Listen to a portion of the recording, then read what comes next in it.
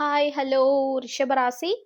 உங்களுக்கு 19/12/2025 அமாவாசை new moon day அன்னைக்கு உங்களுக்கு என்ன பிளஸ்ஸிங்ஸ் வருது அப்படின்னு பார்க்கலாம். அன்னைக்கு முடிஞ்சா அமாவாசை அன்று இரவு வானத்தை பார்த்து உங்களுக்கு என்ன வேணுமோ, என்ன வரம் வேண்டுமோ, இல்லை என்ன நீங்க மனிஃபெஸ்டேஷன் பண்ணணும்னு நினைக்கிறீங்களோ, ரிலேஷன்ஷிப், கரியரு, இல்ல பண பிரச்சனைகள் எதா இருந்தாலும் பண்ணுங்க. கண்டிப்பா நிறைவேறும். அது மட்டும் இல்லாம எனக்கு ரொம்ப பிடிச்ச ஸ்ரீ ஹனுமந்த் அவர்களோட ஜெயந்தி. ஸோ மறக்காம பண்ணுங்க. எல்லா கடவுளும் ஒண்ணுதான். கண்டிப்பா நம்ம எந்த கடவுளை நினைக்கிறோமோ அவங்க ஒரே ரூபத்துல தான் வரப்போறாங்க. ஸோ அதனால கண்டிப்பா manifest பண்ணுங்க. Full moon in Gemini, communicate your truth and the clarity, find clarity in your thoughts and words. Very beautiful. Okay, உங்க மனசுல நீங்க என்ன நினைக்கிறீங்களோ அதை மனசு விட்டு பேசுங்க.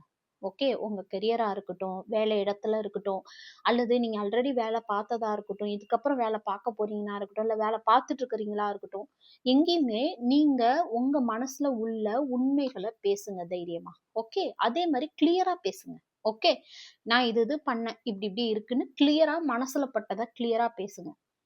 அதே மாதிரி உங்களுக்கு எக்ஸ்பிரஷன், ஃப்ளெக்சிபிலிட்டி, கிளாரிட்டி. ஓகே, ஒரு கிளியரா பேசும் தன்மை.